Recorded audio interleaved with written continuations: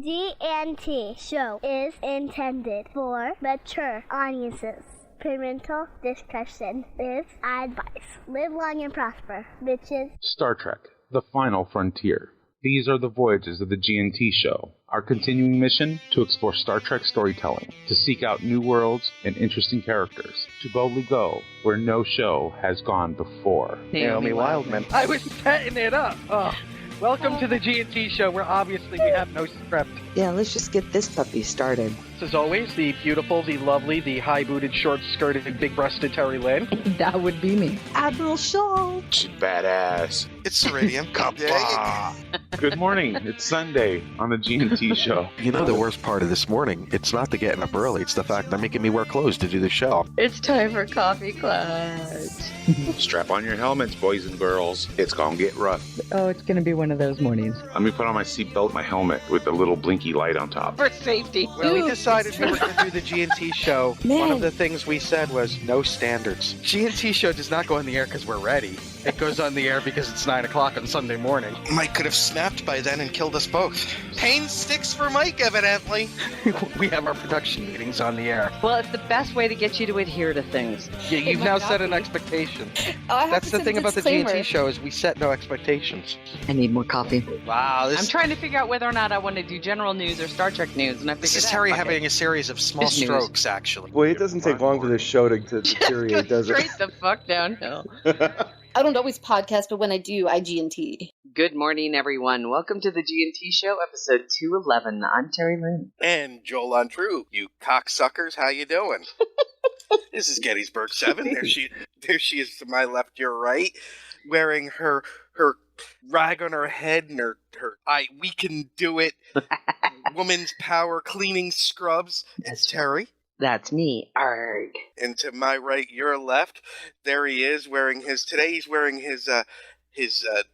DJ gear, his Klingon DJ gear. It's a Ceridian. Wicka, wicka, wicka, kapla. Boy. Also joining us today is in her Brenda Vaccaro Moo gear. It's Jespa. Hello and good morning. And if I bug out, like I said, I might have converted from Brenda Vaccaro to Harvey Firestein and back again. I've got a bit of an identity crisis going on this morning, so just be aware.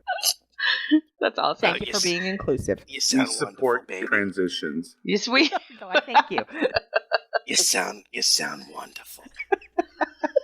Oh, thank you, darling. Memories.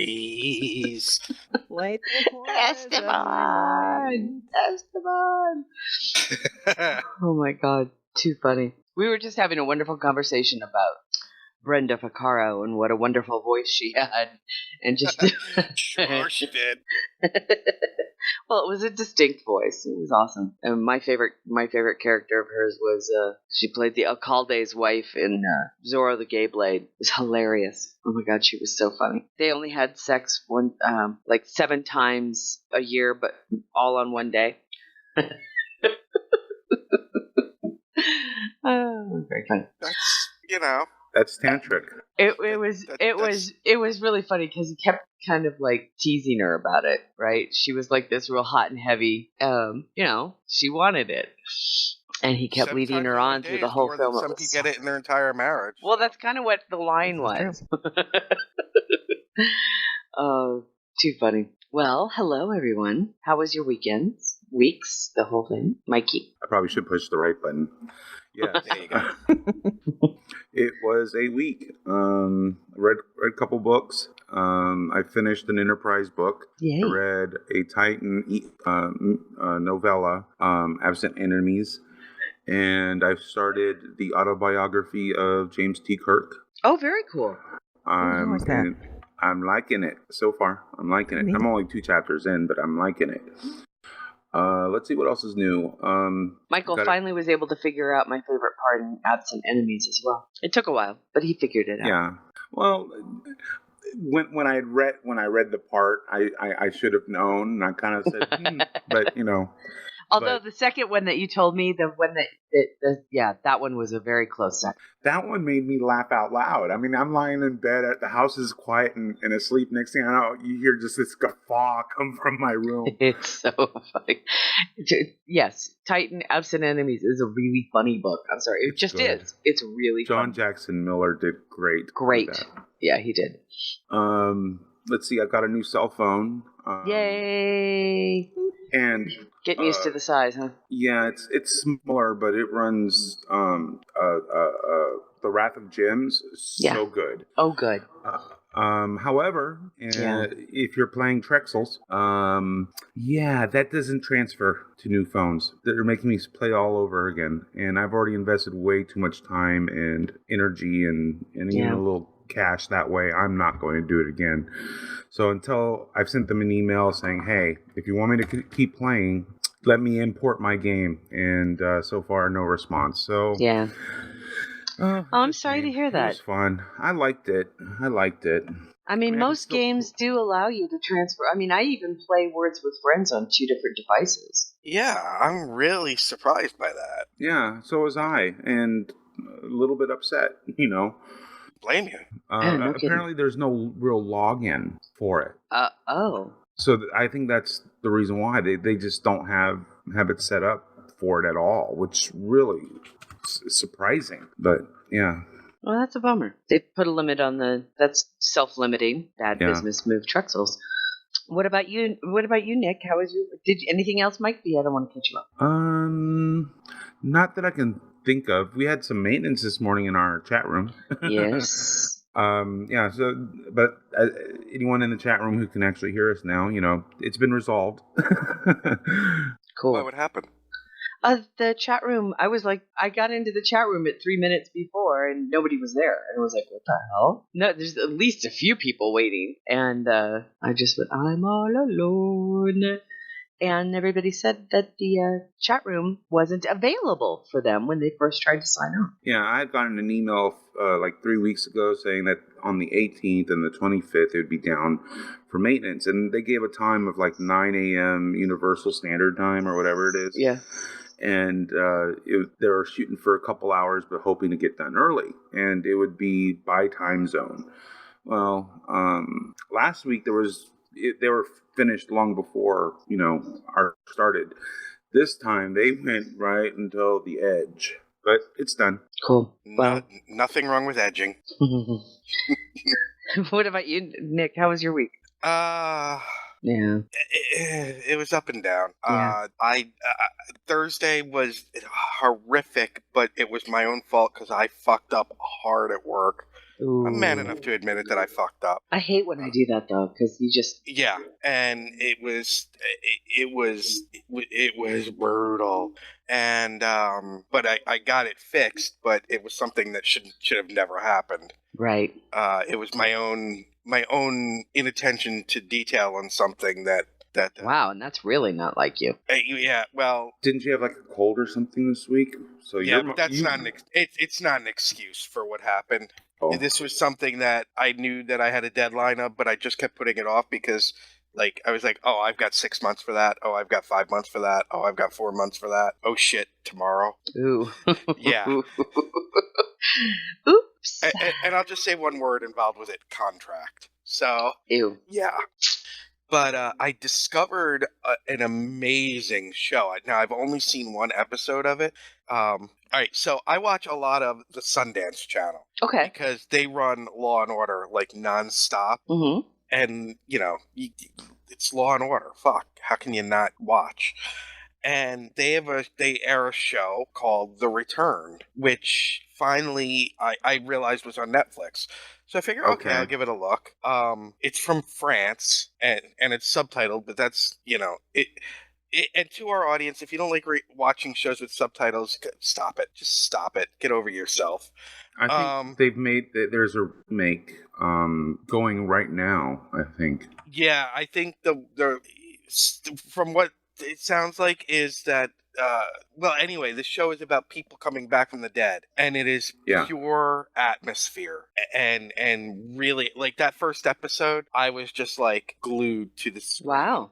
Yeah, it's so good. And it's only 8 episodes for the first season. So if you're a binge watcher, definitely easy to binge watch. And this is the French version, right? Yeah, and yes, and it's the same version that's airing on Sundance Channel, because at the time I was watching it, they were airing the episodes from the first season on Sundance, and I was like, "Fuck, am I watching the wrong thing?"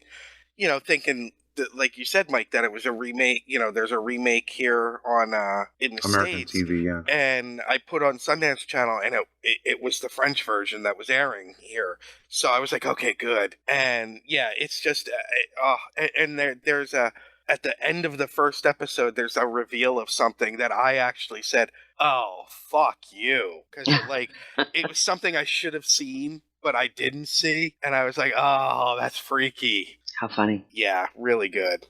Well, that's cool. It's not zombies. It's just no, it would be like more like resurrection. Yes, in a weird way, but yeah. Yeah, so far nobody seems any different. They're like, oh, I went on a school trip today and I don't remember what happened, and then I was walking home. Yeah, and 4 years have passed. Exactly. For everyone else except for the person who's returned. So you've seen it, Mike? I have. I've seen the American version. Okay, so is it called the Returned here? Yes. I don't know what channel it's on. Yeah. Oh. But that's the only version that I've known. I didn't even know about the French version, so that was informative, interesting. Yeah, and it's so heavy with atmosphere. And I've actually never seen any shows from France before, so it's kind of fun to see that. You know what I mean? Yeah, no kidding. I've read Les Miserables in original French, but I'm not Klingon. in the original Klingon. Well, I would love to, but You've never read anything unless you've read Dante in the original Rihansa. Just saying. Oh, man. The 7 circles of... yes, exactly. Miss Jespa. And Janice and I have been elbows deep in Champions. Oh, very cool. Yeah. What about you, my dear? How was your week? I'm kind of in the middle of a bunch of weird things because I'm in school and I'm also I have an internship, and I work for a very high level wedding blog, and so I get to look at pictures all day long of people who spend way more money than I've ever seen on the stupidest things. So and some of these are very nice pictures. Some of these people are truly in love, but also there's model shoots, so those people are just sort of penis cozies for the groomsmen. Pretty much. Dogs and tuxes. My mother would have knitted those. Yes. Well, dogs with little flower collars. You can rent a horse for a few hours if you want it in your photo shoot. And it's not just limos, and junk like that. It's personalized crying handkerchiefs for your mother. Shut the fuck up. Oh yeah. They say things like, for your tears of joy, hand embroidered lovingly and sold on Etsy. And it's just like, for a truckload of money too. Yeah, it's always for a truckload of money. We are doomed as a civilization. We are just doomed. Yeah, it is. It's just so weird to look at it. And so I look at that all day, and then and I'm doing this from a room where I've got my ironing board set up, and everything is and the place is decorated in early IKEA, pretty much. Right. So there's that, and I'm writing a ton of papers, and at the same time I'm getting ready for Nano, and I'm dropping every little little hints, little bits here and there, dialogue that I've thought of, or scenarios and whatnot, and so far it's looking it's looking good. People seem to be interested, and I actually already have people who are volunteering to beta read this thing, and I have written, I don't know, about 22 words of it. Oops. No. That's cool. More than that. That's cool. Now, so it's exciting. I'm still getting over the personalized handkerchief thing. Speaking of the decline of civilization. Yes. Terry and Jessica, you guys are old enough to. Do you remember? It was a documentary in '80 that was like cult following called "The Decline of Western Civilization," and it was about the punk bands in LA. Oh yeah. and then they Yes, did I part think so. 2, and it was the hair metal years. Yes. Or the metal years. Well, did you know that there was a part 3 that she did in '98? No, I about didn't. Nope. the street punk scene in LA. No. Well, it premiered last night on TCM, on Turner Classic Movies. Oh, cool. And I was fucking just riveted to it, because if it there you can find now, they're all 3 are bundled on Amazon, so you can find them. People, if you want to see awesome documentary work, this is how you do it. Yeah. Very Yeah. cool. And to go back to 1980 and see bands like X and Black Flag and God, they were fun. Germs and It was a good time to be in LA, I'll tell you. Oh, and I was thinking of you, Terry, with that. It was great. As a matter of fact, my friend Mike, I think Exene, she played. They were in concert not too long ago, and my friend Mike, he was like, "I'm there," and he and his wife went, and I was just like, "Oh my God, really, X? They're playing still?" Yeah. Oh my! I loved it. I thought the lead singer died. Oh no, shit no. She's still out there, man. How was your week, Well, she's Terry? always been out there. Mine, it was fine. It was nice, actually, kind of quiet at work. This is kind of when the outdoor, meaning our company attends a lot of conferences for our members, and so the upper echelon of the company is out. And when they're out, things get quiet because we can get our fucking work done, right? All right. So it was quiet. It was nice. I was able to catch up on all my work. I was able to deal with a couple of new lawsuits that came in, and got counsel assigned on those, and so everything was good. This week, Alan and I got to watch, well, of course, Agents of Shield, and then it is so much fun. I already have a Alan and I woke up the next morning and went, oh my God, he's so not dead. He not only is he not dead, he might be, and so we're Britt? No. DJ Britt? No. What's his name? Her ex-husband. Oh, yeah. Because that guy's reaction was not one of, okay, we just killed him.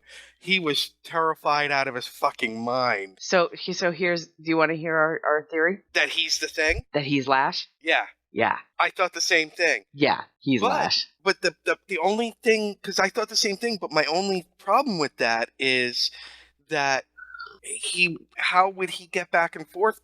Because he was at S.H.I.E.L.D. headquarters. How would he be getting back and forth? I don't know. We'll have to look back at. It's great because now you kind of want to go back and look at timing and go, is it possible that he left and then, I don't know. Gemma. Seriously, Gemma. Well, it can't be Gemma because Lash has been around while she's been on another planet. No, yeah. Yeah, but so that's my theory on that. Is that, and goddamn, what's his name? Blair Underwood. No, I know, but his character's name, I can't remember. You know what? I love the Bobby Fitz relationship. Yeah, I do too. They are so good at as friends like that. And the same with Daisy and Mac. Yeah, it's great. So I'm really liking where Agents of S.H.I.E.L.D. is going. And You really have a laser in your finger? That's classified. Ooh, she's awesome. Talk about I love great her. character. She is so bitchy and sexy. A couple interesting things happened this week as well. The Star Wars trailer came out.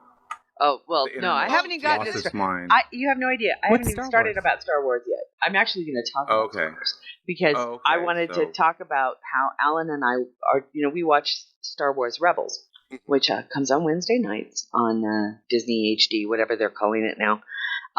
Holy crap, that show's great. If you guys don't watch Rebels, do yourself a favor, stream it. It's an animated show, so there's short seasons, and there's only one season out and a couple of episodes of the second season. It is so good. It's so good. Now, is that canon? Yeah, actually. Now, Mike, you watch Arrow, right, Mike? Yeah. Oh, you know that I had tears in my eyes at the end of this episode, right? Because of who they brought back. Okay. Did you see it? While playing Lego Dimensions, yes. Which means he wasn't paying attention. Do you realize who they brought back? Probably not.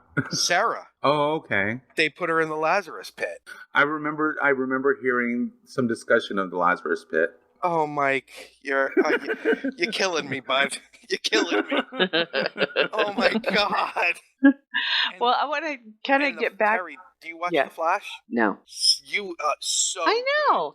It's okay. I do watch it on occasion. I mean, but I don't. It's not appointment TV for me. I only have 2 shows now that are appointment TV, and it's Agents of Shield and Rebels. That's it. Everything else I'm at the computer for. It's just how it is. And this week, I have to say, I've been spending a lot of time in Lotro because it's the fall festival, and I like running through the haunted hobbit hole.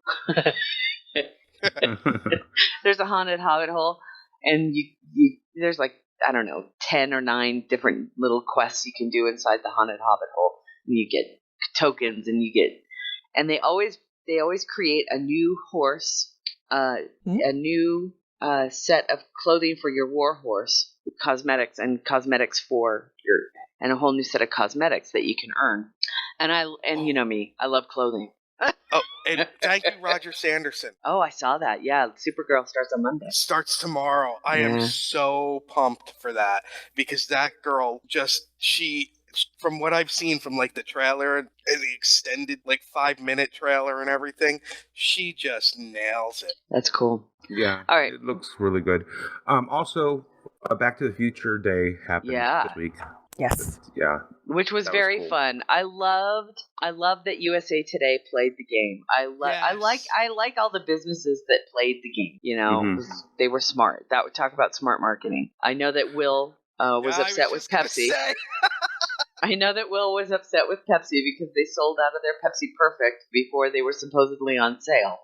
And I don't blame him for being pissed off about that. But that was pretty funny. They created Pepsi Perfect. There was is it the Nikes? Yeah, the self-tying Nikes. And they gave the first pair to Michael J. Fox. And I love the idea because, to be honest with you, that's really cool. And it's so because of his disease, it just was so perfect. And that's the thing is that not only are they making them because it's a great way to raise money for the Parkinson's Foundation, but these damn things actually are great for people who can't fucking tie their shoes. Yes, those of us who are getting arthritic hands, or knees, or Parkinson's have just don't have the dexterity to tie the laces. I think it's brilliant. I really do. So if you don't know what we're talking about, it's these self-tying shoes. The Nike, what were they called? I don't remember what they were. But hey, Pizza Hut, where's the dehydrated pizza? Oh, don't they have those? Totally. Not like in the movie. Yeah, that's true too. And really, do you really want one? I think Pizza Hut was pretty smart on that one. My head and was told to stop it. So. How many neckties did you wear?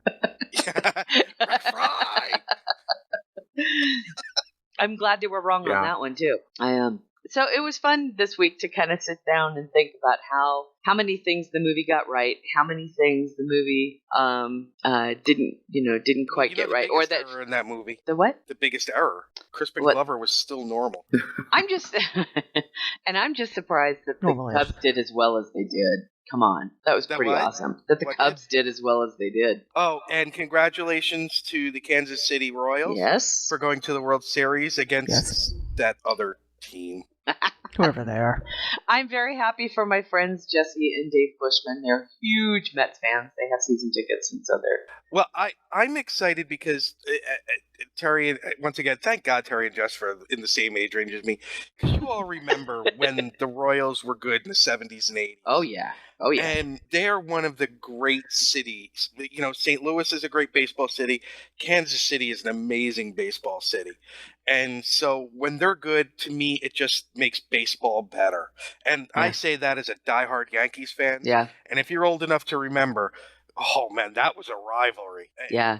The 70s and the 80s for baseball were fun, man. Yeah. They really were. They were fun. And it's so fun to see a city get their team back in the swing of things. And like Dayton and I will be talking during it, and he'll tell me the city is just rocking. Yeah, I bet it is. I can't wait for the Cleveland Browns to be good again someday because that city deserves Seriously, I have to say I'm with you on that one.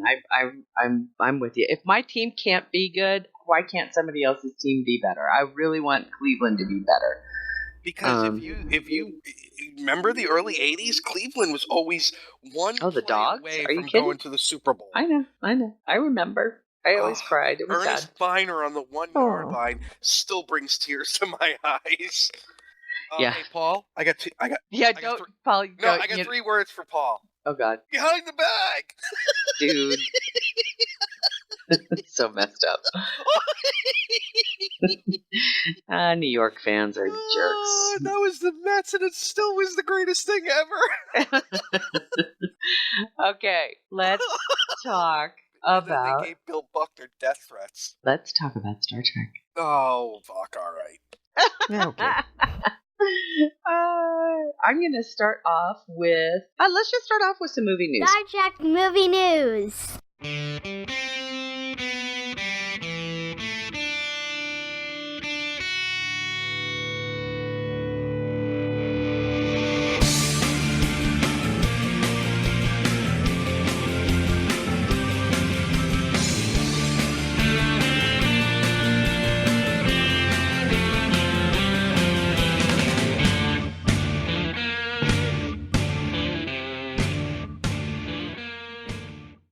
This week, E! Online came out with a Mike. You got the link, or do you need me to put it in? Yes. Okay. This week, E! Online came out with a article interviewing Zachary Quinto about, they just wrapped filming on the 3rd film. Technically, this is the last of the 3. We do know that Pine and Quinto have been contracted to do a 4th, but they are the only 2 actors to do it that they've contracted with. So I think that they're just kind of keeping them like for future reference type of thing. But it was very nice that he was interviewed and talked about how it was an incredible experience to film on the show for the films, and it was just it was a nice thing. Who do you think is a bigger one for them to get locked for another one? Carl Urban or Zoe Saldana? Well, I think Zoe. The direction that the new films are going, it's Zoe. Yeah. I mean, she's now the third piece, whereas it used to be McCoy. Well, I will give credit to Into Darkness for one thing. McCoy had a much more expanded role in that movie. It was fun too. I really liked him in it. Yeah. Yeah, but again, he's become, the character of McCoy has become kind of an outrigger, whereas Zoe stepped up into that's because she can sleep with Spock. But really, that's what it is. She's become. Well, McCoy could too. Well, that's a good point. Yeah, wouldn't that be awesome? Talk about everybody. They talk about a bunch of fanfickers just went shit. Oh my god! Oh my god! I have to find this. There is a new show. It's a new kind of video blog with 2 women, and it's called Canon something. Oh my god, Matthew, you have to find this. 2 women that their subject this week was OTPs. Okay, so once your parents, and it was just them for the first few minutes. It was just like for the first section of was them just talking about their just squeeing over to their one-true parent. It was hilarious. Oh my god, it was so funny. It's like Canon. I don't have to look it up. It's like, oh my god, I saw it and I was like, okay, what's this? And I roared with laughter and I forgot to hit subscribe.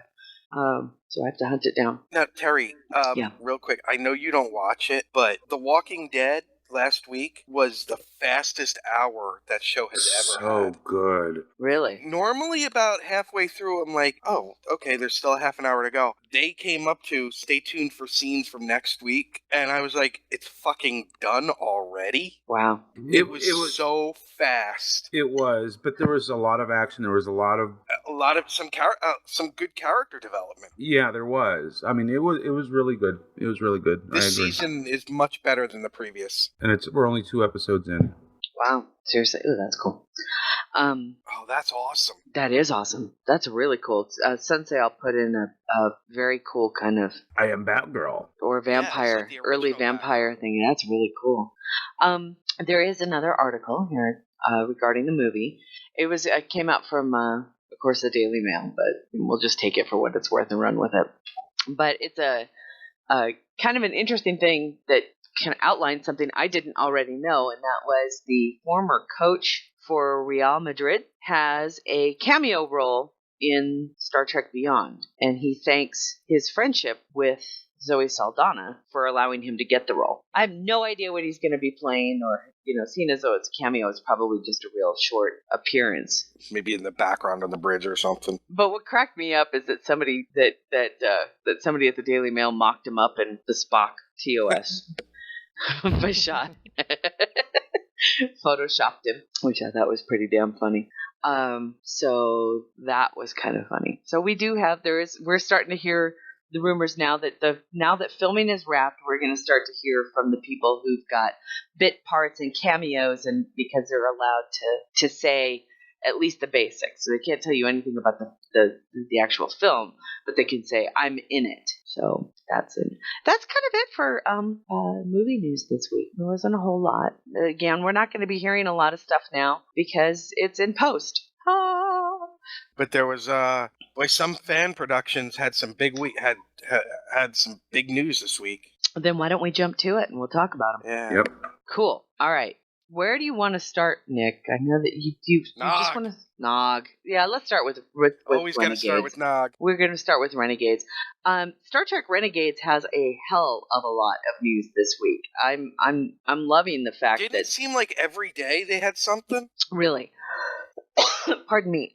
Yeah, it started off with the confirmation that Aaron Eisenberg is going to be playing Nog in Star Trek Renegades. Also, confirmation that Sirach Lofton will also be playing Jake Sisko. So Jake and Nog are back. Yes. Which is what Michael was hoping for. Yeah. Fighting crime.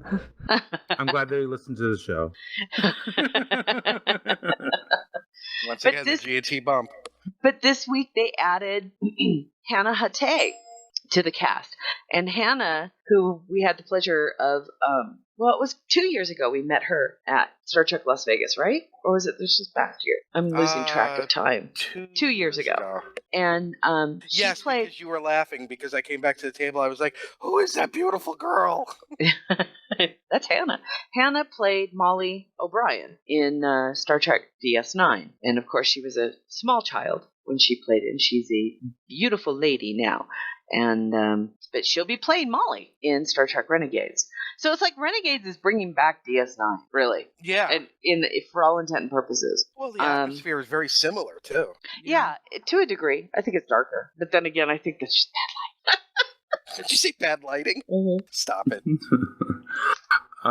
Renegades. Now I don't have a link for this, but I think it's Probert that they are going to be bringing on into Andrew Probert into the team. Yes. And also, here's a link for an announcement about Melinda Snodgrass. Melinda Snodgrass is going to be joining as a writer, which is huge. Co-executive producer.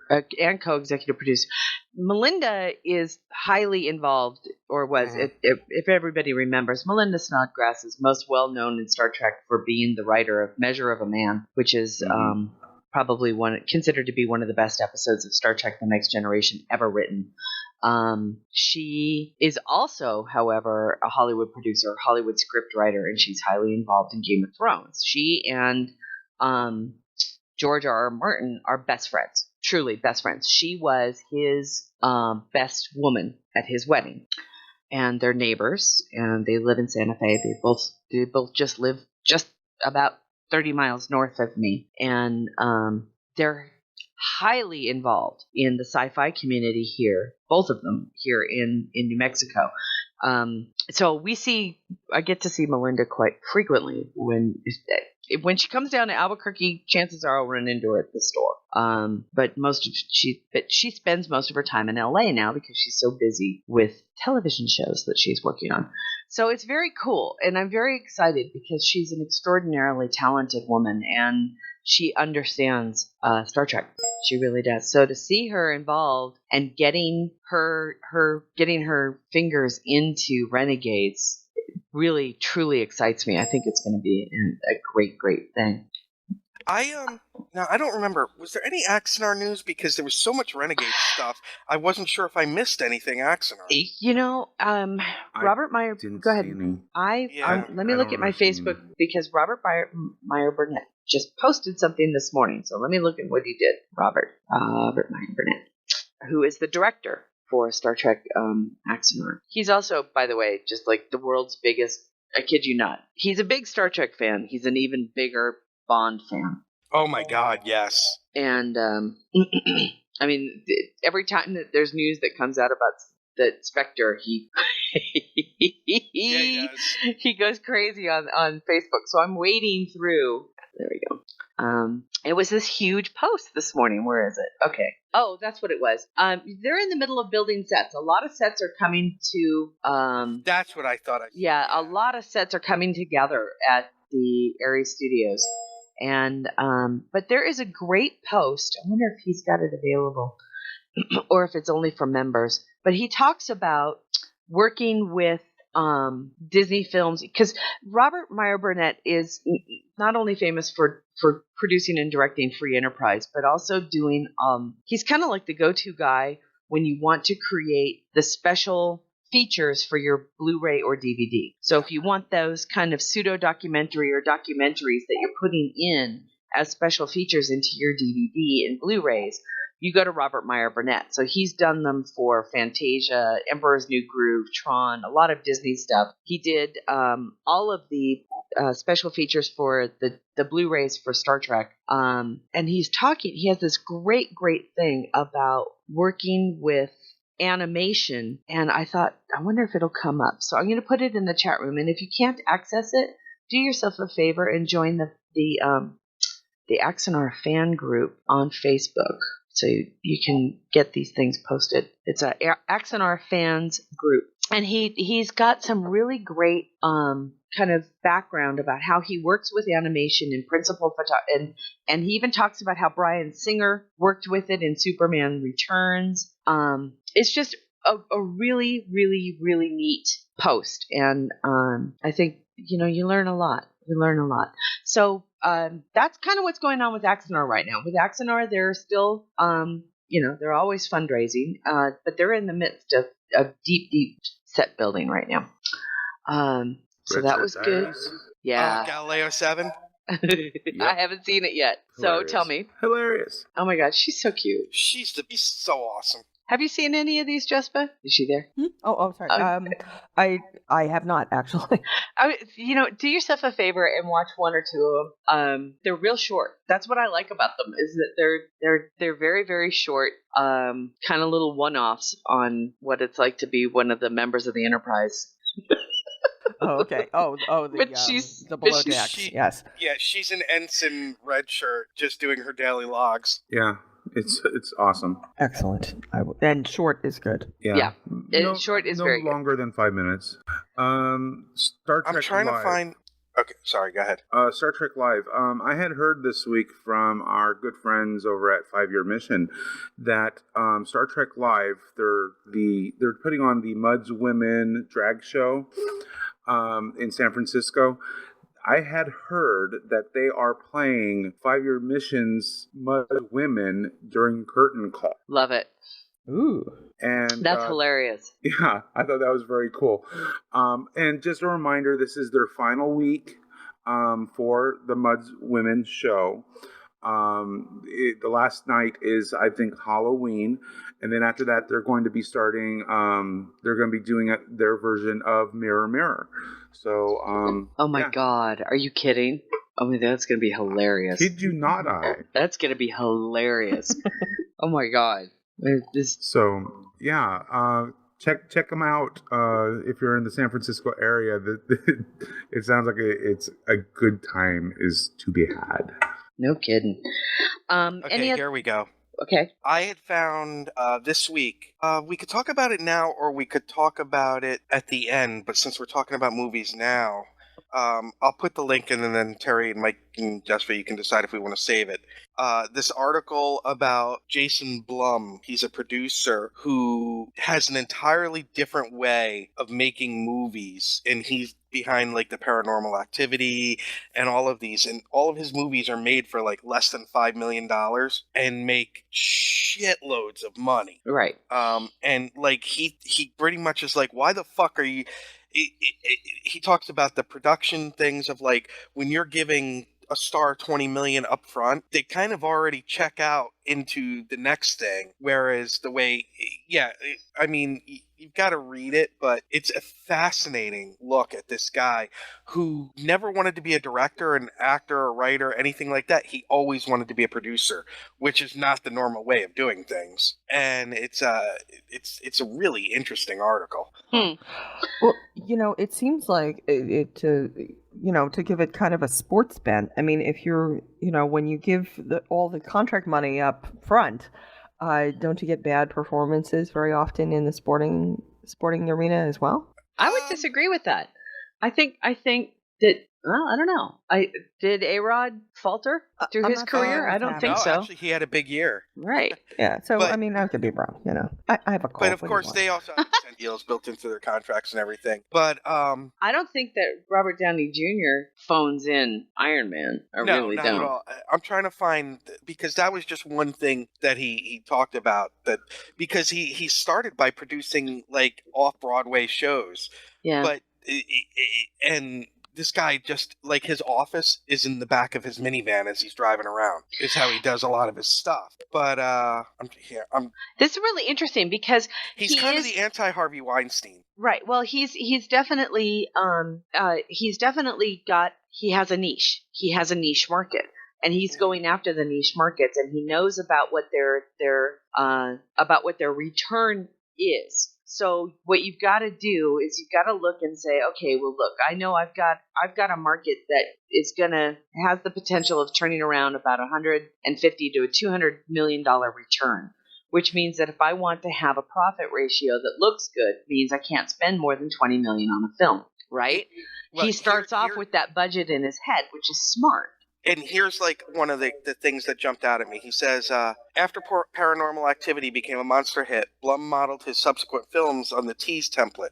He tried the Hollywood normal high fees for cast, director, and producer, which put the film in debt before a frame had been shot. He knew the play had safe pressures that followed. Scripts written by committee, endless negotiations about how to appeal to Middle America and China, the eternal war between commerce and art. That sucked. Now he tried the opposite. Up front, he pays himself nothing. His large fee on The Tooth Fairy felt duplicitous, he shudders. It's like hypocritical to tell a financier, hey, we're all going to do great, but I need $1 million to produce. His directors, writers, and actors get union minimums, but they stand to make much more. When the director is making scale and the actors are making scale, the conversations around the object we're contracting are 180 degrees than if the director's making $1 million and this actor's making $100,000, this producer's making $200,000, and this other producer's making $8,000.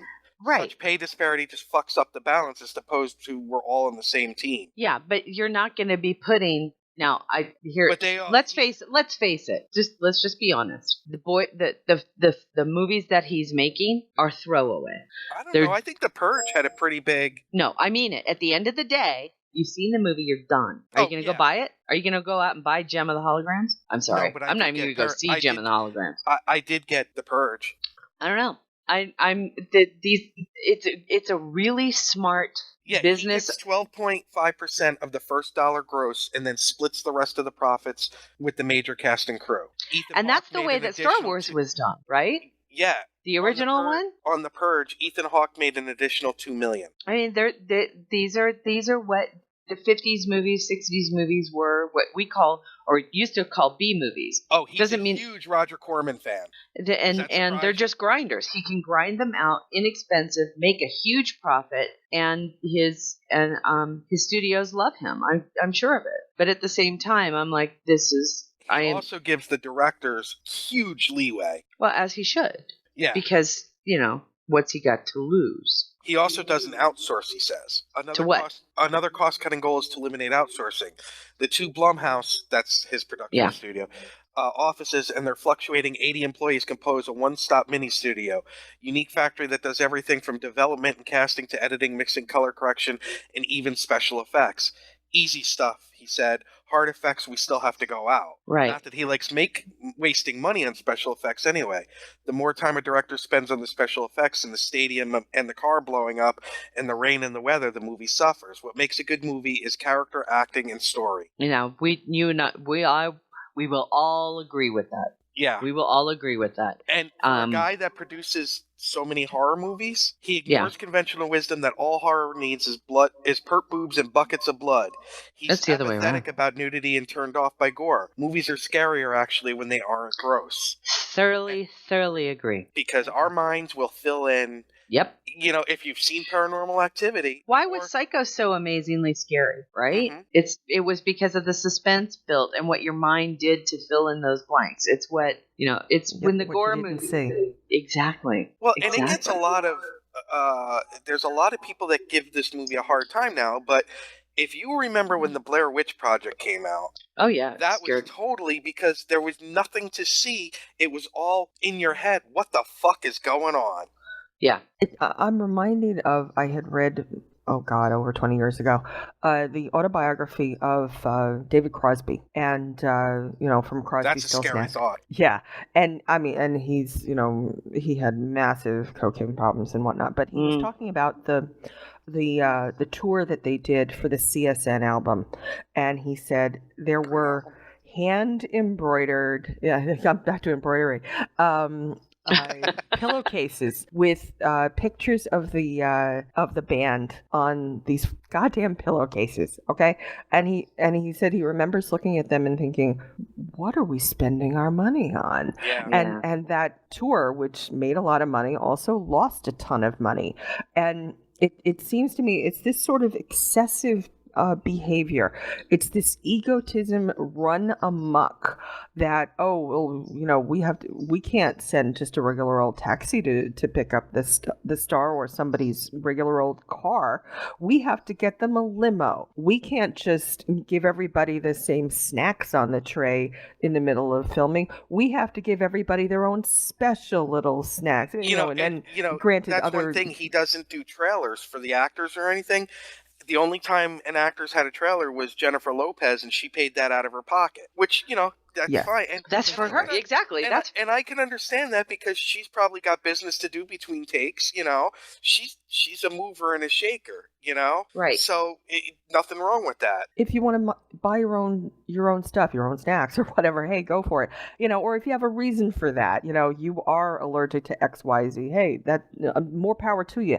But that it's this, and I'm seeing this with the wedding blog. It's this spending money for the sake of spending money to show everybody, look at all this cash we've got. Let's burn it for a while. Let's roll in it and show everybody just how much we've got. And this is just this. There's no American consumerism. Yes, well, and consumerism. George Clooney has a huge fee, but his movies don't do that well here, which is weird because he is one of the more likable actors. I can't wait for the next Coen Brother film. Come on, doesn't that look fucking amazing? But I'm saying, like Tomorrowland. You know what I mean? Well, that wasn't no. You want to talk about Tomorrowland? What was the problem with Tomorrowland? Oh, they John Cartered it. Ta-da! They John Cartered it. And it's the same fucking company. It was Disney. It's a shock. Are you ever shocked when Disney fucks up that bad? Because absolutely. I'm always. But the one thing I like about it is that Disney's like, yeah, okay, whatever. It didn't work. It didn't work. It still pisses me off. One, that they John Carter so bad, and two, it pisses me off because of all the companies, I can't believe that they did that. You know what I mean? Well, the problem was, I think that they were probably, there's that point of no return in when you're filming a film, that you can't go back and redo everything without. But John Carter didn't need. It was the marketing that was horrific. And well, it wasn't. No. John Carter was a much better film than Tomorrowland. Yeah, that's what I mean. The script on Tomorrowland wasn't great. No, I'm talking about the marketing for John Carter and how bad they fucked that up. Yeah, and I think that it just stuns me that of of any company in the world. Yeah, that screwed they up the did marketing. Yeah. Yeah. They marketed Tomorrowland pretty darn well, I would have to say. I mean, I was seeing trailers in it for the film. They were doing it. Huh? I couldn't figure out what it was about from the trailer. Well, from what I understood, you couldn't from the script either. Oh, okay. So, yeah. So it was a great cast wasted. Great cast Yeah, because wasted. George Clooney is so likable, you know? Yeah. I think that was one of those things. Oh yeah, I'm serious. Have you seen the trailers for the new Coen Brothers film? Which movie is that? Oh my God, I have to look it up. Yeah, I have to find that. Oh, holy crap! Real quick, the Tomorrowland, the reason why you couldn't figure out what it was from the trailer is because if they actually told you, there would be no point to see the movie. It was literally just this. It was. They would have spoiled the movie if they gave you. Really? That's kind of it. Yeah. I mean, the way, I liked it. I loved the message at the end, which was the whole point. But again, if we told you that up front, I mean, it'd be like, what's the point, you know? By the way, the director of Gem and the Holograms is getting death threats from fans. Yeah, well, I'm which is so sad. Which just reminds me, I told you that Thursday I had a really, the worst day I've had in years. Yeah. And I found something on Netflix that made me laugh so hard my stomach was hurting. If you've never heard of this comedian, Anthony Jeselnik. Okay. I'll have to look him up. Terry, he's very dark. Okay. And very un-PC. Okay. And he taped his special in San Francisco. Oh, I love it. Which, is awesome. But he's incredibly dark. But the first 40 minutes of the special are him doing his stand-up, and then the last 20 minutes is like him talking with the audience. And it's still funny, but he's talking about how he gets death threats for his jokes. Yeah. And his view of it is, if I get killed because of a joke I told, best career move ever. Yes. Wow. Okay, the movie that the Coen Brothers movie. Nick, mute your mic. Watch this trailer. Hail Caesar? Yes. Yes. You're going to shit your pants. All right, hold on. Okay, and we'll go on. We can pick up and talk. We talked a little bit about that. Now we can talk about book news. Mikey, book news. Okay, book news. Book news.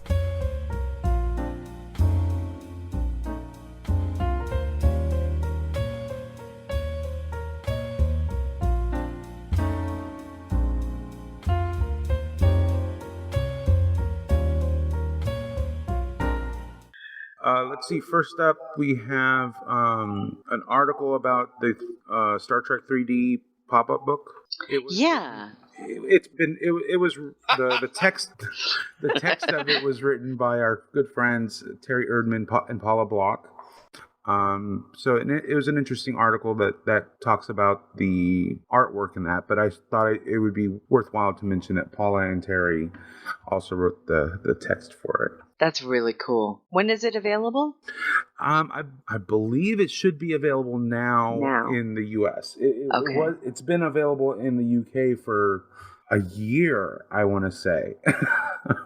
Sometimes the UK gets it first. That's all there is to it. I think it's on. It should be available now or very, very soon here in the States. So, okay, cool. Look for it. All right. Next, I've got an article from EW about the autobiography of James T. Kirk by David A. Goodman. Yes. I got my copy of it. Yay. It's shiny. It's pretty. Michael, you actually got to start reading it. Ooh, you all right? I'm enjoying it. Okay. You Skyped pretty bad there for a sec, sir. Oh, you Skyped pretty bad, but it's cool. Yeah. My computer. I needed to reboot. I thought I did, but no. And Seekers 4 by Dayton Ward has been seen in the wild. It has already. So I have mine on pre-order already. Yeah, he posted something on Facebook. Awesome. Yes, so it should be out now or very, very soon. But it's been spotted in the wild, so look for it, get it, read it, consume it. Consume it. It's a Dayton book. I mean, it's what Seekers. More do you need? It's a Dayton. It's Seekers. I'm excited. Yeah, I have to get to Dayton and Kevin. Yeah, I have Seekers 3. That is on deck to be read. So Seekers 4. I am there opening weekend. I know, huh? How long has it been since your last confession? 27 hours. That's too much. He just finished watching the trailer for Hail Caesar, which is the new Coen Brothers series. What a cast, huh? When Scarlett Johansson is like the 6th one down on the list. I know. Holy shit. No kidding. It's going to be amazing. And any of the Coen films that make me laugh. You know, that's just... Yes. As he's running away. God, those guys are so brilliant. They really are fun. They just have fun. They're the new Woody Allen. Yes. I would agree with that.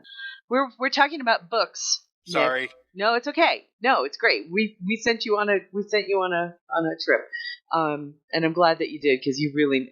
I'm excited that you know my style. You had to see it. Yeah. I saw the trailer for it and I was like, oh my god. We were talking about briefly about Seekers coming out. The Seekers 4 has been seen in the wild. Now this is the final book in the Seeker series, right? Do we know yet if they're ever going to pick back up? It's the final book for now. Okay. From what I understand. Okay. Everyone wants more books. Dayton and Kevin and David Mack want more books, but right now they just have to work it into their schedules. Right now, everyone's focused on the TOS 50th anniversary trilogy. Yeah, and that's called Legacies, correct? Yes. Okay, because David Mack was talking about how he had just submitted his manuscript for his book that will be involved in the 50th anniversary. He sent it to his co-writers, for approval. He hasn't sent it in for. Oh, I thought he sent it in for editors. Okay. Sweet. No, he sent it to Dayton, Kevin, and Greg Cox for nice. For notes. Good. That's awesome. I'm so excited for that. I'm so happy that they're working with Greg Cox. Me too. Speaking of Cox. Whoa. Terry gets to talk about her favorite Cox. Ronnie Cox. I do have a special request. I got a message from the people. I won't say Ronnie himself, but it was close. From his people? From his people. Where is it? It was Twitter. It wasn't Facebook, it was Twitter. Twitter. And notification messages. Okay. There is, for any of you who like or love Ronnie Cox like I do, he is involved in a new project called Wrong Side Bob. Wrong Side Bob is a film, an independent film that is it's kind of a big budget. The total amount they're looking for is about $500,000, but their first level, they're going at this in certain levels, and an Indiegogo campaign is $85,000. So this is the campaign minimum. The very bare minimum with a stretch goal of $485,000. Did you put the? I don't have the link. I have it here. Hold on. Paste. There we go. And so because they're just starting to get the word out, I'm hoping that we can all help. Namely because I adore Ronnie and he's just such a great guy. He's just such captain ever behind Cisco, and he's such a great actor. And it was fun to watch him kind of tout the anniversary of Deliverance and them getting together with the cast from Deliverance for the anniversary for it. It just looked really fun. I doubt we'll ever be able to really see him at a Star Trek convention, namely because he is heavily involved in the music scene. He's more a musician now than an actor, and he plays a lot of folk music and Irish folk music. And he always takes a very large vacation, but a small group of people to Ireland during that same 2-week period of like end of July, beginning of August. And he travels to Ireland and does this big Irish music focused tour of Ireland every year. And he's just a really cool guy, and I'm very excited that they actually reached out to us and said, "Do you want to cover this for us, please? Get the word out." There's a lot of perks that are going out, signed things from Star Wars, because a lot of people, James Caan is involved in Wrong Side Bob, and he's signing slides of Revenge of the Jedi and giving those away as perks. So Terry, you still need to get a certain actress for the show. Yeah, I do. And to be honest with you, I kind of laid back on that because part of my contact, my contact on that, his brother had passed away, and so we were. Oh, that's right. Right. So we wanted. Now I think enough time has buffered. But yes, you are correct. Who's yelling? Oh, the new tone in Facebook. Does that piss anybody else off? Yes. Yes. Okay. So we were talking about books, and we were talking about Seekers 4 is out. That the autobiography of James T. Kirk is still out and available, and Mike is really loving it, and I've got it on deck to read after Seekers 3, which is after I finish. Smart to do. Just saying. But don't forget, we did get to interview David A. Goodman a couple of weeks ago. He actually was on our show, really nice guy, really fun to talk to. You can always go back. I think that was episode 208, 209, something like that. I don't remember. What else is coming? Oh, and once again, if you guys want an autographed copy of the cover of Star Trek costumes, fashion of the first 50 years of Star Trek, please send us a note at hosts@gntshow.com. I have beautiful signed posters by Paula Block and Terry Erdman. Willing just to give them away. No contest included. I know it's not Trek, but as far as reading, the great Gail Simone, who is absolutely amazing, has a new comic out called Clean Room. Go find it. It's Gail Simone. It's on Vertigo, which is it's edgier than other stuff, and she's just so amazing. And she's finished her run on Red Sonja now. Oh, very cool. Yeah, I love her. Any other book news, Mikey? Not that I've noticed recently. So cool. Well, then let's talk about some general news.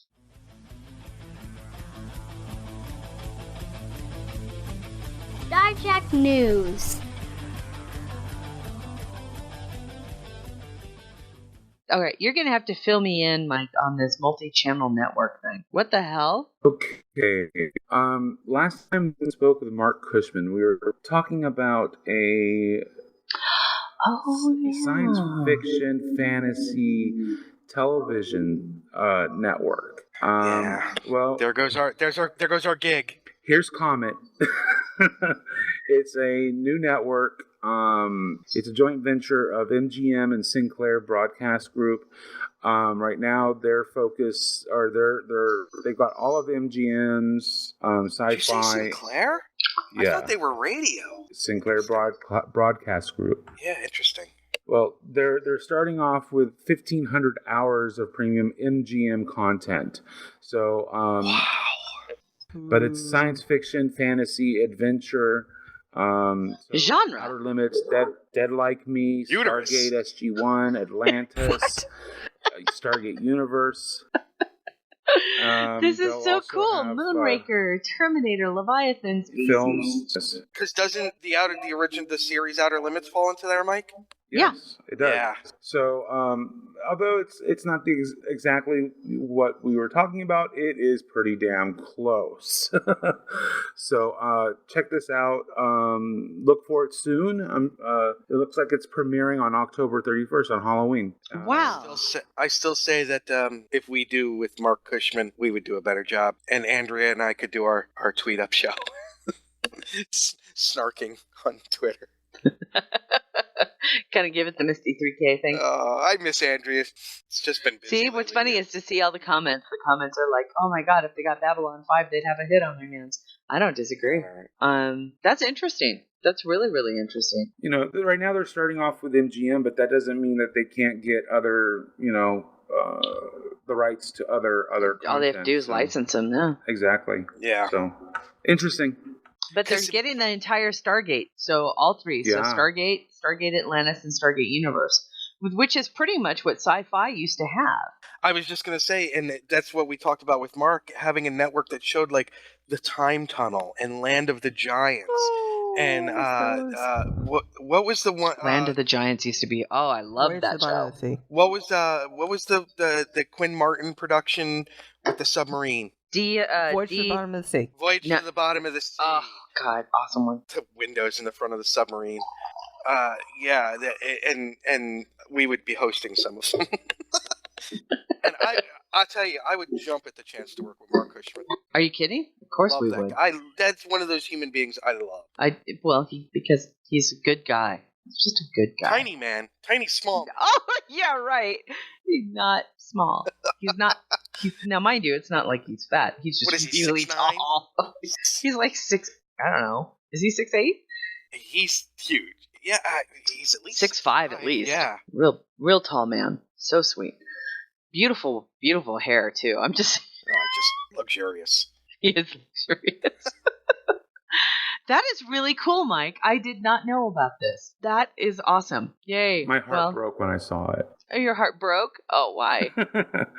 Because now we can't do it with Mark. Yes, we can. Yes, we can. We'll just horn in on their off. How's that? See, because our idea is more of like a TCM of classic sci-fi.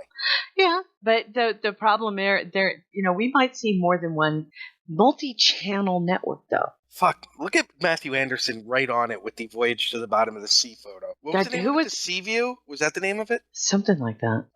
Or the sea wind, something sort of like that. I think Steve Neal is working on a model of it. He's built quite a few of them. I thought so. Oh, really? Yeah, I still watch Steve Neal's Garage. Oh, the Sea View. Sea View. Boom. Richard Basehart and David Hedison. And if our audience, if you're listening and you don't know what we're talking about, really try and find these shows either, at conventions, you can find DVDs of like the original Thunderbirds, of Voyage to the Bottom of the Sea, of all these things. And they may not always be the best quality, but some of them are just so much fun. Like UFO. Yeah. Oh, with the hair. Oh, UFO. I love that show. But the original Thunderbirds was so fun. I loved the Thunderbirds. They came on after Kimba. Let's move on. There was some additional general Star Trek news. There was the Wall Street Journal had which is a misleading headline, by the way. I just want you to, or a byline that somehow Neil deGrasse Tyson somehow kind of supposedly says that he doesn't pay attention to Star Wars because he likes Star Trek. Well, that's not what happens in this video. But if you want to watch this video, it's really, really cool because Neil deGrasse Tyson does discuss the fact that he doesn't place the same I don't want to say limits as much as he doesn't place the same kind of weight or value. Scientific weight on Star Wars that he does on Star Trek. And he pretty much says that's because Star Wars never comes out and says that they try to be scientifically accurate. Right. So he does come out and he does say that's Except why for the Kessel Run. But it's really kind of fun, and he's just as excited about the new Star Wars film as we are. I'm just jealous. That trailer came out, and I was just jealous. That's all there was to it. Somebody did. It's like a 5-minute video. They mashed up all 3 of the trailers into one. I heard it was awesome too. It was the first time that I actually got wood watching one of these trailers. Because seeing it all put together like that, it was like, holy shit. I'll tell you. And I'm excited like I was when Empire was coming out, because remember with Star Wars you didn't know, and then when Empire was announced and everything. But it also, JJ, I'm sorry, you have pissed me off because you used us as your audition. Yeah, he did. It's not fair. It really wasn't, but we knew what he was doing right off the bat, didn't we? It's not like we didn't know. We knew. When he came out and said, I'm a Star Wars fan and not a Trek fan, and he had those really nasty things to say about the fact that somehow we were like less in his eyes because of it. Now, I will say this. Yeah, exactly. I do have a Star Trek connection to something here you would never realize. Oh? So I was watching, it was a documentary on it was on Reel's channel. Yes. The making of Fatal Attraction, one of the great horror, suspense, I would say, movies. And boy, that's the movie that guy said, I'm never cheating. But, do you know who was involved in the script with that? They brought him in to help clean it up and to write the ending, because the original ending was far different and far darker than the ending that we got. Nicholas Meyer. Oh, that is interesting. And he was actually interviewed on camera, which, for me, I'm alone in my room geeking out because Nicholas Meyer's on screen, but you never get to see him. You know what I mean? He doesn't do that often. Right. But it was so interesting seeing him talk about his involvement with it. And do you know that the original director of that movie was Brian De Palma? And he dropped out because he didn't think that Michael Douglas would be sympathetic enough for the audience. Think about the difference from then to now. Yeah. That Michael Douglas wasn't going to be sympathetic. Because really all he was known for then was Streets of San Francisco. Yeah. Being a producer, which I totally forgot. He won a producer for Academy Award for One Flew Over the Cuckoo's Nest. Yeah. And movies like The China Syndrome and Romancing the Stone. He wasn't Michael Douglas. He wasn't leading man. He was Kirk's son. Right. This is the movie that and Wall Street came out the same year. Yeah. So yeah, it's fascinating to see Nicholas Meyer's involvement in that. That is. Do have some additional. I should have brought it up in the book sequence, and I'm sorry I didn't. It was a link that I brought up separately, and I forgot. There is an announcement about the new IDW comics. This is the reboot comics, everybody. This is JJ Verse, but they are bringing the Mirror Universe to the reboot universe. So there's Mirror Universe Con. Can't lay off the con. I'm sorry. I heard Mirror Universe CON, not KHAN. KHAN. They can't lay off the con. I swear to God. I don't know what it is, but whatever. Because he's the tentpole villain. For them. For the Klingons are the race, but he's the individual tentpole villain, bad guy. Oh. Sorry, I was just shooting heroin, evidently. There's also a very short little article that I just posted in the chat room that is actually, it's very sweet. I love the fact that I picked it up. It's from the San Diego Jewish community. What? Sorry, the image that Matthew just posted, that Khan is a man of peace, I kind of dig that. I really do. I do too. I do. I like the idea of it, but we'll see. The article I just posted is a wonderful little article about the appearance of Sonny Cooper at a local temple in San Diego, California. Sonny is actually a resident of Santa Fe. She's also an artist. She has a gallery up there. Sonny Cooper was also a script consultant and the publicist for William Shatner during the original series. She's also a novelist, and it was the first novel we kind of as a married couple ever owned. And it was called Blackfire, I think. Oh, I thought you said the Thornbirds. No, the first Star Trek novel, sorry. The Star Trek novel that we ever did. Alan had it. Alan had a copy of Blackfire, and it was given to him through our friend Jim, who met Sonny Cooper on an airplane. And as they were walking through, I don't know how he ended up getting it, but she signed it for Alan. It was like, it was the first Star Trek novel we ever owned, was an autographed copy of Blackfire by Sonny Cooper, which I thought was really, really sweet. No, that's not Sheldon Cooper's sister. But I thought it was kind of interesting because she has a very she never pulls her punches, right? And she definitely lays it out on the line about how tense things were between Nimoy and Shatner while they were on the set. And I am very interested to see how her story coincides with the new book that's coming out by William Shatner. I was just going to say about his 50-year friendship with Nimoy. It's like, how did they overcome that tension? How did they overcome that tension throughout their careers? Has any show seriously ever had such scrutiny for 78 episodes as Star Trek does? No. Yeah, I don't think this is beyond the examined life and into the nitpicked life. Yeah, seriously. It's true. It's 50 true. years later, we're still talking about, their relationship on set. Meanwhile, shows like Will and Grace, throw that out. Yeah, really. Oh, Deborah Messing. Oh, you have no idea. Too soon? No, because I loved her on Ned and Stacy and then on Will and Grace. We'll take a moment. I loved her. She was the wacky redhead of the 90s. Yes. Shop. There we go. And she's still funny as hell. I love it when Paul dings in with this. She's from Rhode Island. What do I have in my shopping cart? I opened up StarTrek.com and I had something in my shopping cart. I'm like, what do I have in my shopping cart? How did that get in there? Who uploaded the Deep Space Nine Flyer Frisbee into my shopping cart? What? I don't. Casey must have. Casey breaking into my computer again. That's why he's digging into the floor right now. He's trying to hide it. Well, there is some product news. New Star Trek products are coming in soon. There is some very basic with it. Okay, so there's some really cool pint glass sets from Think Geek that are out. We talked about the messenger bags last week, but now the new pint glasses are out, and these are really, really cool. I like them a lot. They're 16-ounce, essentially beer pint glasses. But I can't tell. Are they plastic? I can't tell. Colored glasses, red, blue, gold, and clear.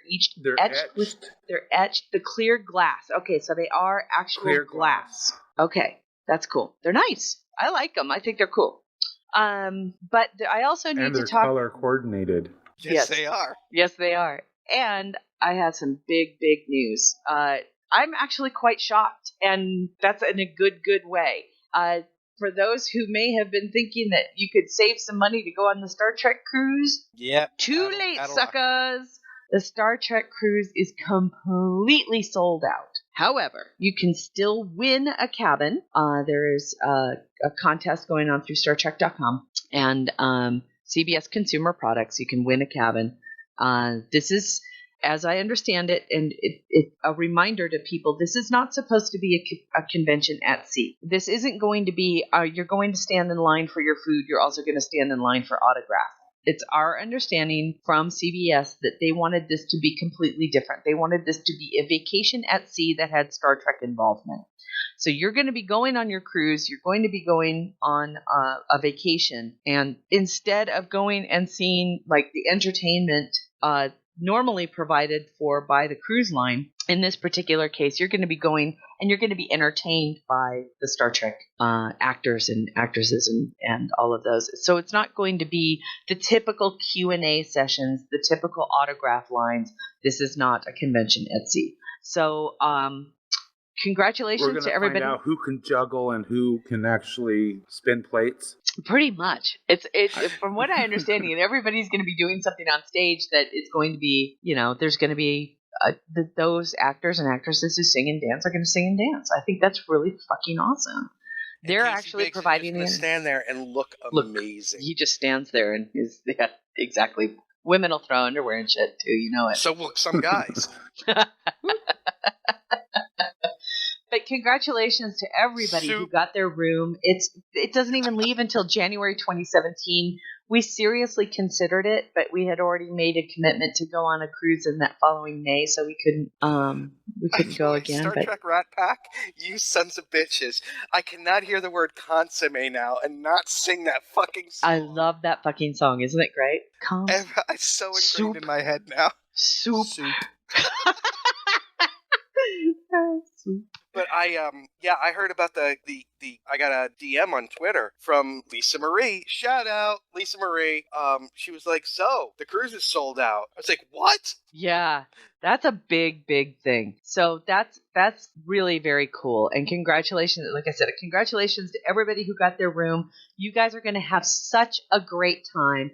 And it's very good to know that this tour has sold out because a couple of the previous Star Trek cruises weren't quite as successful, and I think that CBS has finally found a great partner to do this again. So if this one was as successful and people end up loving it as much as I think they're going to, that means that hopefully we'll see future cruises as well. Shit. That'd be awesome. Those drinking glasses that Matthew Anderson just put in. Oh, those the nuclear tubs things? Yes. Yeah, those are cool. Awesome. Those are very cool. Let me think. All right, let's get to some gaming news. I want to play Star Trek Online. Engineering here. Warp engines are online. Course laid in, Captain. Engage. Your ship. Warning. Ship is under attack. Your crew. Your destiny.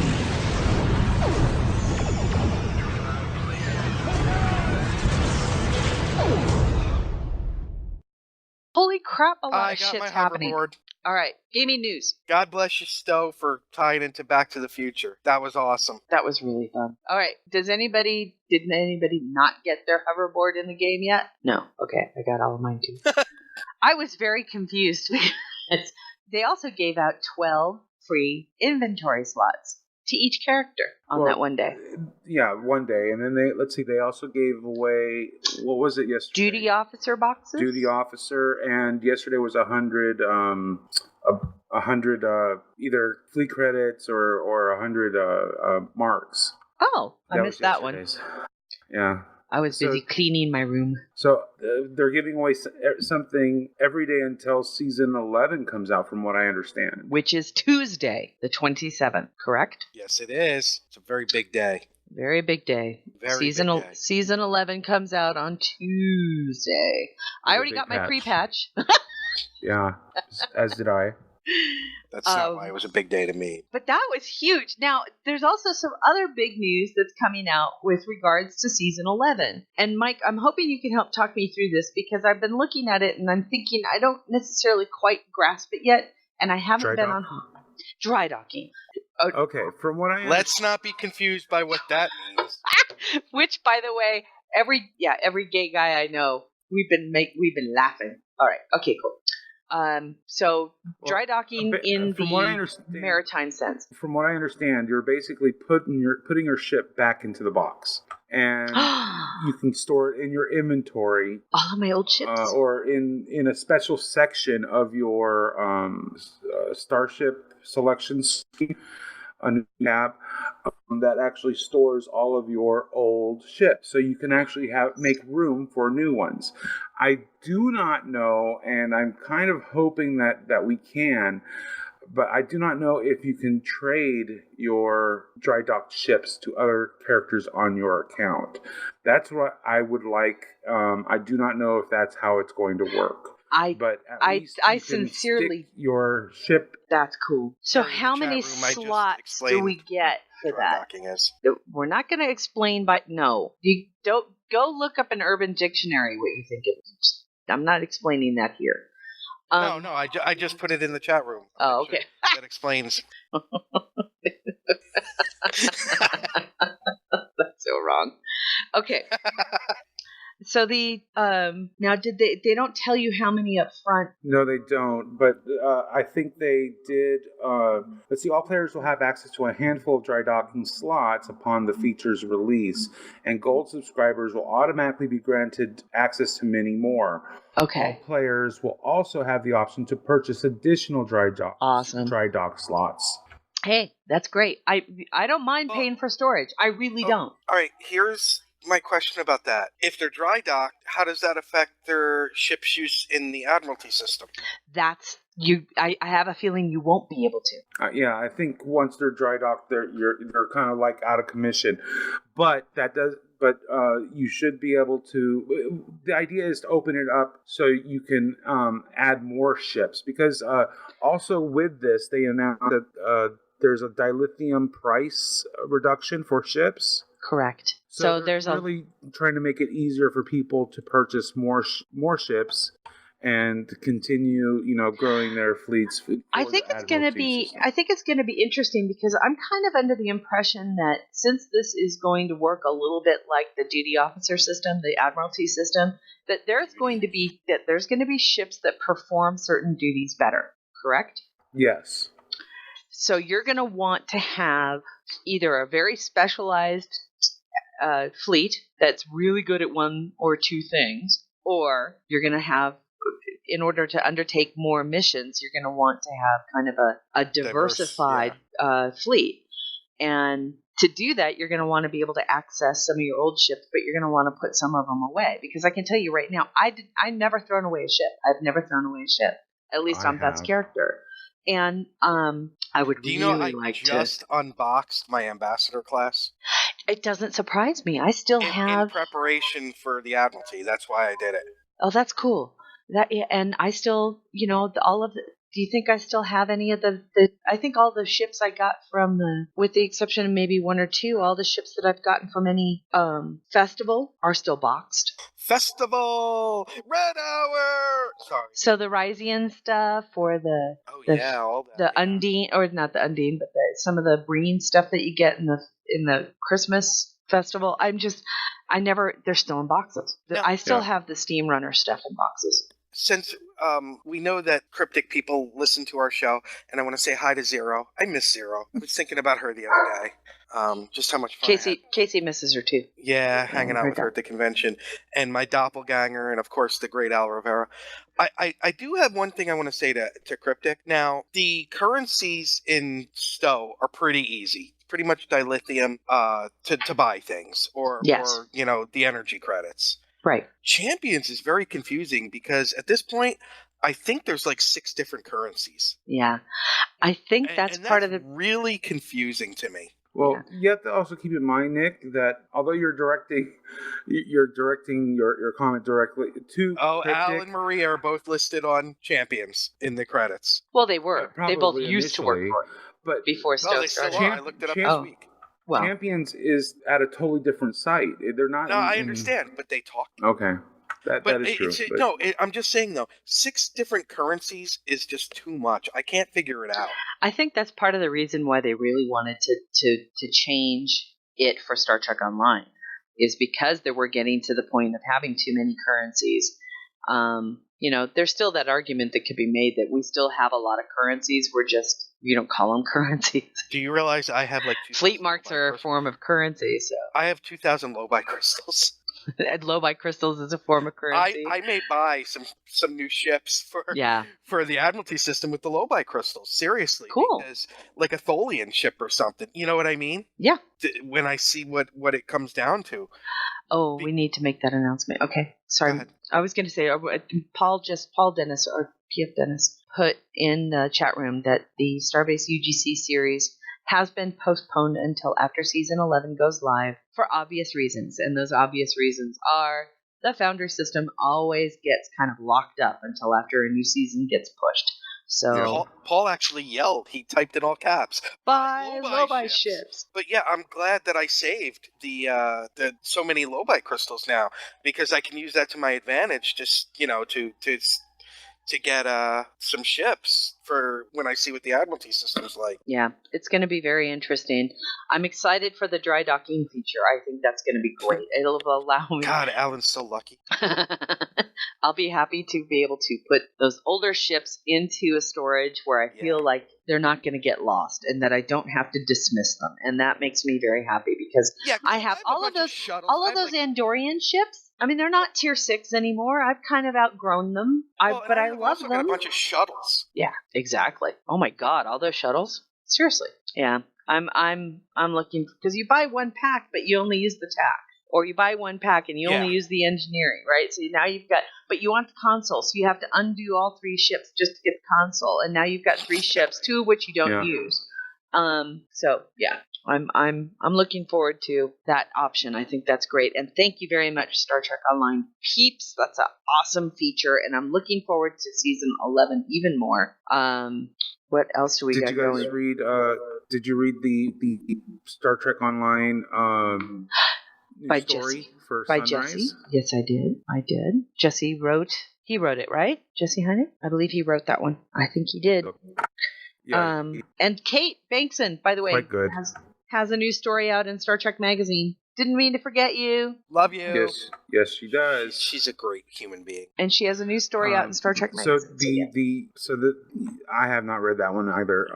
But the Sunrise is kind of interesting. They're kind of setting players up, letting them know that what we're going to be getting is not going to be as war heavy or combat heavy, I suspect, as what we have been used to. That's okay.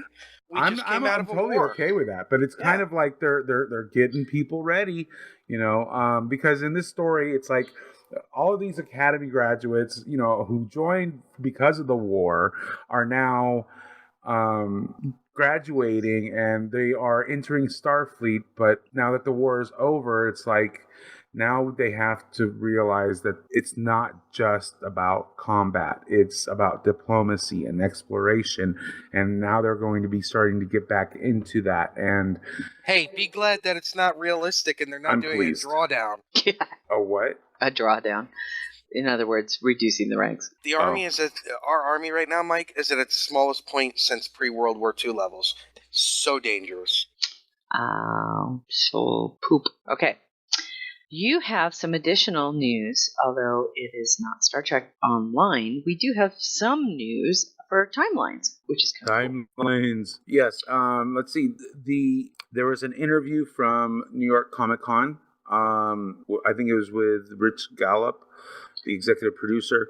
He was talking about the game in general, and so there's the interview for that. I thought it was really interesting. So check that out. Also, they announced this week that we've got Con timelines, and it's Prime Universe Con, so that's a plus.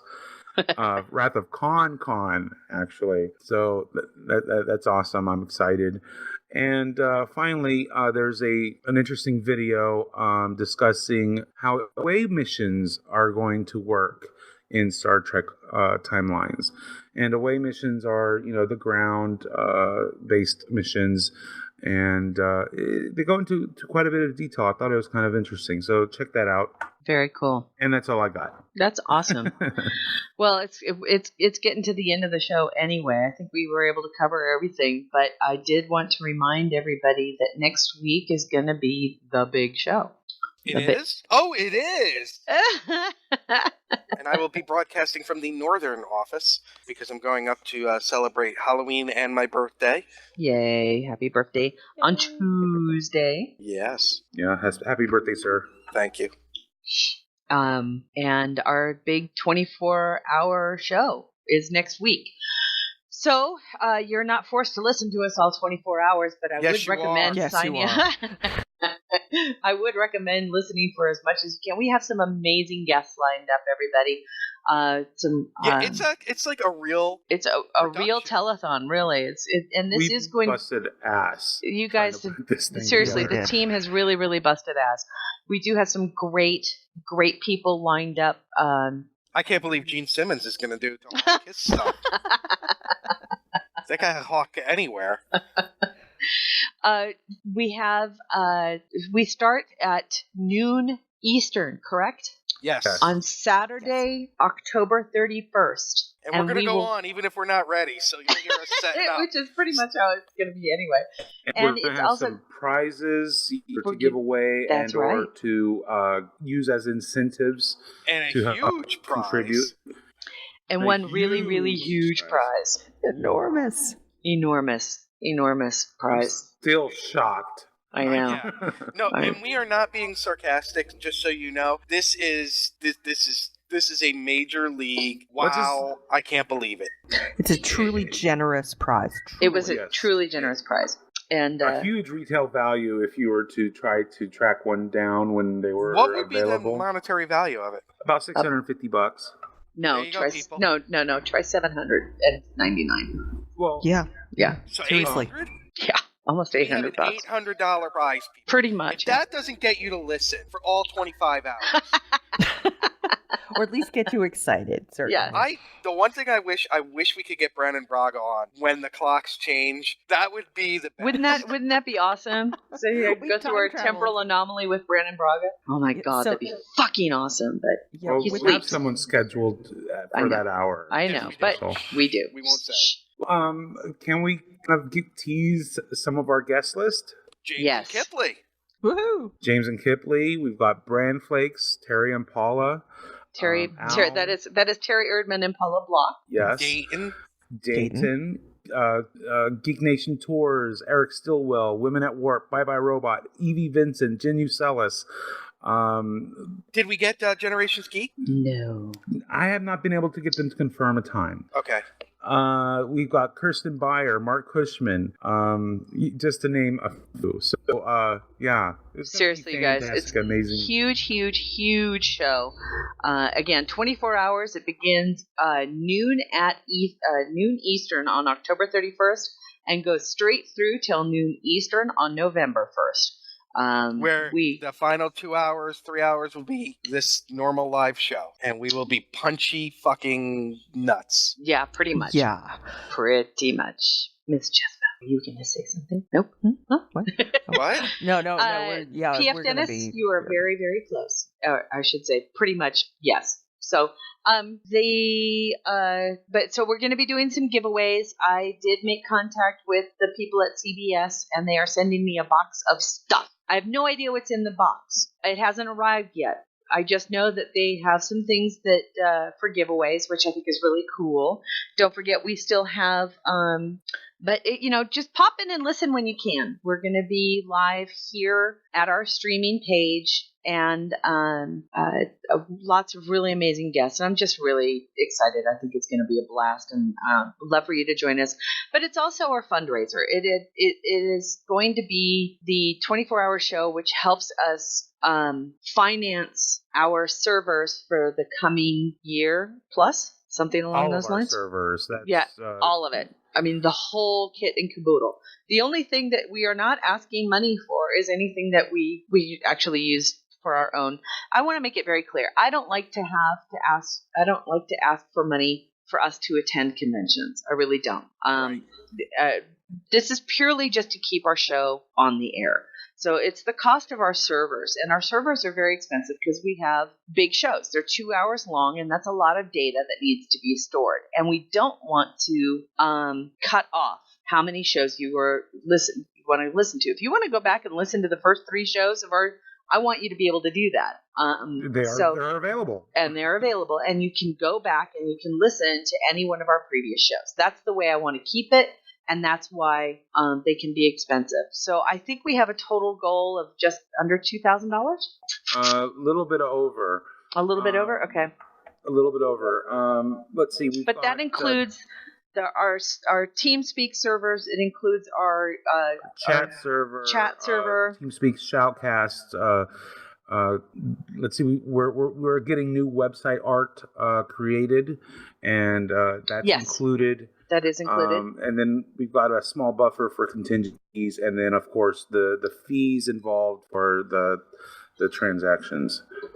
So we're looking at something right around a little bit over 2,000. So, and that's why we want to be kind of transparent. I'm telling you exactly what we're spending our money on, and again, none of that is for our own personal use. We go to our cons. We spend our own money. We spend our own money to go to the cons. We spend our own money to. Yes, I'm saving my own money for the convention. Yes, exactly, yes. Exactly, and so we pay for our own rooms. We pay for our own airfare and gas and everything else that goes with it. I even pay for the booth. That's my marketing. The only thing that I really wanted to make sure was that anything affiliated with the servers, the website, and keeping our show on the air is what we're asking for. Right. Exactly. Those are pretty well handled, I think, for right now. So yeah, that's kind of it. So thanks you guys for your support. Get the word out. We will be live tweeting. We will be posting on Facebook. Our friend Jespa here is kicking ass as always. And thank you so very much for giving us a listen. Get the word out and join us next week because it's going to be awesome fun. It really is. There will be games and there will be lots of activities. And all of those polls that you guys helped us out with, there's going to be some little tidbits that come out about those poll and all that data. And little Alan's going to be joining us, and it's just going to be a freaking blast. Can we finally announce the live video streaming of the strip Fizbin? Spoiler. Oh, honey, I can tell you right now, there's a reason why the show isn't on video. We're not the prettiest crew you've ever seen. Because I can tell you right now, I might have a nice voice, but the last thing you want is me playing strip Fizbin. All right. You know what? I'm going to go against what I was told, and I'm going to say, I don't know, Terry. There's a certain segment that would tune in every week just to see your warp nacelles. Thank you. Oh, and she's I love you, Janice. Okay. Until next week and our big 24-hour show, live long and prosper. Kabla. Have a great day. Nice talking to you, and we'll see you next week. Joe Lontrue, like you were there. Music for the G&T show is provided by Warp 11, Andrew Allen, Grethor, and 5-Year Mission. This has been a Busy Little Beaver production. Gonna take a 5-year tour. Boldly go where no man's gone before. Gonna travel to the end and make new friends. Move ahead, walk back to 10. Put a mini skirt on my old man. Represent the human race. And we make space a happy place. To boldly go where no man's gone before. I think I sang that line once before, but I'm not too sure. We'll be so happy, can't you see? A zero-G gonna travel to new worlds. Beam on down and meet some green girls. Gonna see what we can see. A fancy free galaxy. To boldly go where no man's gone before. I think I sang that line once before, but I'm not too sure. We'll be so happy, can't you see? A zero-G community.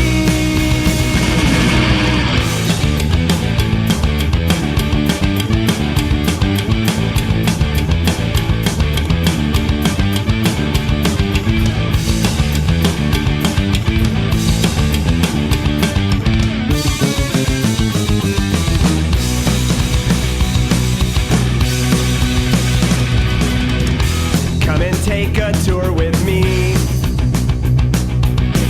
There'll be no cons or Kobayashi. Gonna try